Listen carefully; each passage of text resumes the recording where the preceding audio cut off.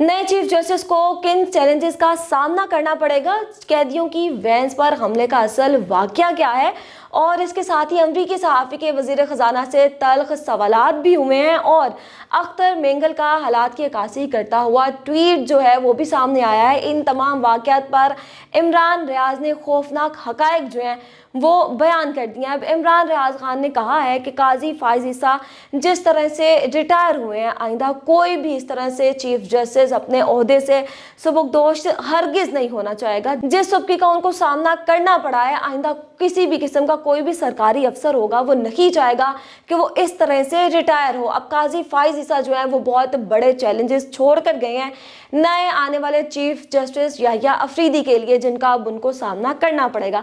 अब सबसे पहला और बड़ा चैलेंज जो है वो ये है कि सुप्रीम कोर्ट और हाई कोर्ट के जजेस को क्या चीफ जस्टिस जो नए आने वाले हैं वो मुत्तहिद कर पाएंगे, क्योंकि काजी फ़ाइज़ ईसा जो है वो उन्होंने जिस तरह का अंदाज अपना रखा था उससे अदलिया जो है वो तकसीम का शिकार हो गई थी और अब इस तकसीम को ख़त्म करने का जो है वो वक्त आ चुका है। अब क्या चीफ जस्टिस याहिया अफरीदी तमाम जजेस को साथ लेकर चलेंगे, क्या वो अदलिया में तकसीम दर तकसीम का जो सिलसिला चल रहा है उसको ख़त्म कर पाएंगे? ये पहला चैलेंज होगा जो उनको फेस करना पड़ेगा।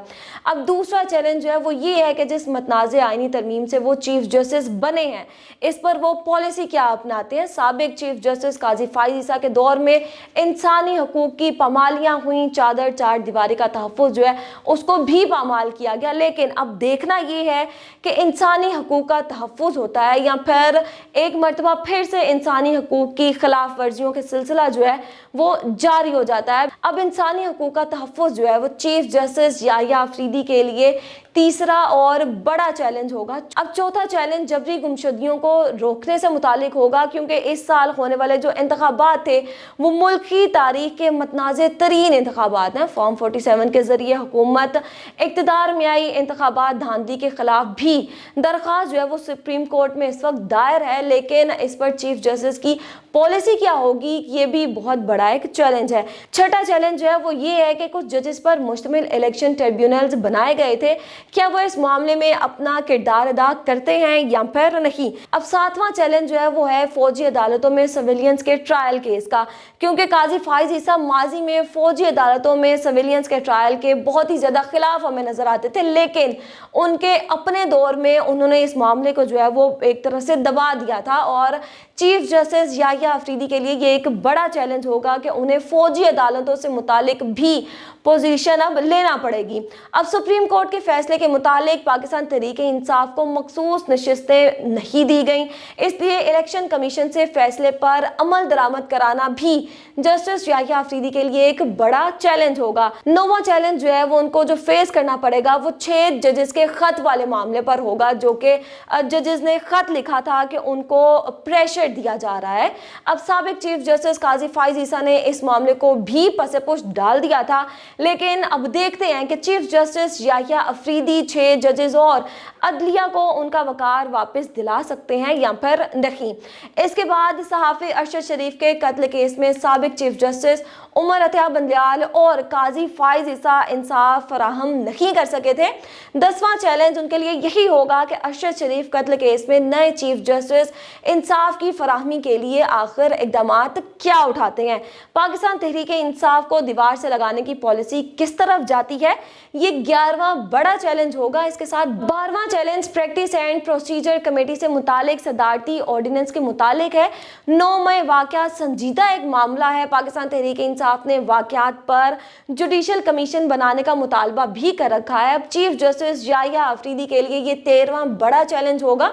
इन तमाम चीज़ों का अंदाज़ा उस वक्त लगाया जाएगा जब चीफ जस्टिस बेंचेस बनाना शुरू करेंगे। अब इमरान रियाज़ ने कैदियों की वैन्स पर जो हमला हुआ उससे मुतालिक ये कहा है कि अदालत ने 82 लोगों को डीटोक एहतजाज वाले मुकदमे से निकालने का हुक्म दिया था और ये वो लोग थे जिन पर डीटोक के अलावा मजीद कोई भी किसी किस्म के मुकदमात नहीं थे। अब मुकदमे से निकालने का कानून भी यही कहता है कि कैदियों को जमानती मुचलके जमा कराने की कोई ज़रूरत नहीं है, क्योंकि उनके ऊपर इसके अलावा किसी किस्म के भी कोई दूसरे मुकदमात नहीं है। लेकिन होता क्या है, होता ये है कि इसी अदालत में खड़े होकर हथकड़ियां खोल दी जाती हैं और जेरे हिरासत मुलजिम जो हैं वो अपने घर चले जाते हैं। लेकिन पुलिस जो है यहाँ पर एक अनोखा काम करती है। पुलिस मुलजिमों को दोबारा से कैदी वैन्स में बिठा लेती है और फिर चली जाती है ये और नहीं पता कि कैदियों को किस जगह पर कहां पर लेकर जाया जा रहा है।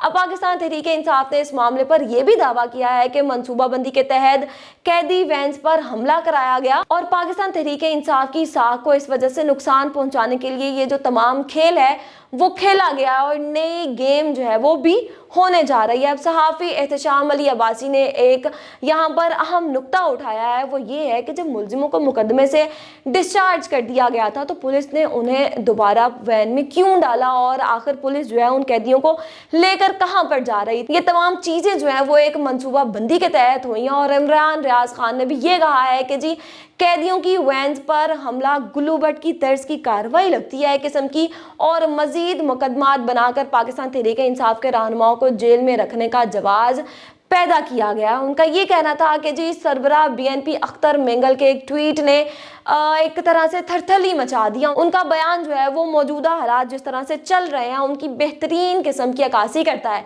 अब अख्तर मेंगल ने लिखा कि मुस्लिम लीग नून और पीपल्स पार्टी ने चार्टर्ड ऑफ डेमोक्रेसी से चार्ट बूट चार्ट तक का सफ़र जो है वो तय किया है। सहाफ़ी के बकौल बरतानिया, अमरीका, नॉर्वे और अक़वाम मुत्तहिदा में इंसानी हकूक़ से मुतालिक जो पेशरफ्त हो रही है इस पर इस्टेब्लिशमेंट और हुकूमत जो है वो बेहद बेचैन नज़र आ रही है और इसके साथ ही ये भी खदशा जो है वो ज़ाहिर किया जा रहा है कि अमरीका में कामला हैरिस की बजाय अगर डोनाल्ड ट्रंप जीत गए तो फिर पाकिस्तानी अशराफिया के लिए बहुत ही ज़्यादा मुश्किलात जो है वो पैदा हो जाएंगी। अगर अमेरिका में रिपब्लिकन पार्टी जीत जाती है तो फिर पॉलिसी तब्दील हो जाएगी और अभी एक हुकूमती वज़रा को अमेरिका में खुफ्त का सामना भी करना पड़ा है।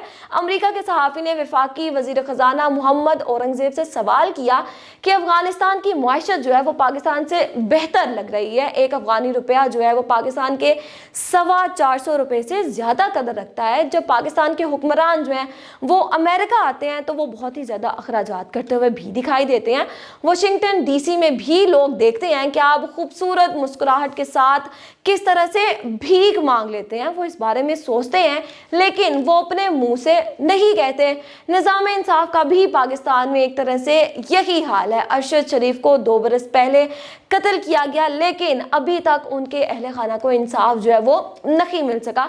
अमरीकी सहाफ़ी के इन सवालों का जवाब वज़ीर ख़जाना के पास नहीं था क्योंकि हमारे हुक्मरान वहाँ जाकर भीख मांगते हैं लेकिन शाहाना लाइफस्टाइल जो है वो भी इख्तियार करते हैं और वो मुल्क जो अमेरिका में सरमायाकारी करने आते हैं वो भी इतनी महंगी रिहाइश जो है वो वहाँ पर नहीं रखते, जबकि हमारे हुक्मरान जो हैं वहाँ पर भीख मांगने जाते हैं और इस कदर ठाठ बाट जो है वो वहाँ पर रिहाइश पसीर करते हैं। ये अमेरिका के लोगों को तमाम तर चीज़ें जो है पाकिस्तानियों की और आपके हुक्मरानों की वो नज़र आती हैं। उन्हें पता है कि पाकिस्तान के हुक्मरान वहाँ की आवाम से बहुत ही ज़्यादा मुख्तलिफ हैं। इसीलिए यही वजह है कि IMF जो है वो पाकिस्तान को कर्जा देते हुए बहुत ही ज़्यादा कड़ी शराइत जो है वो आयद करता है।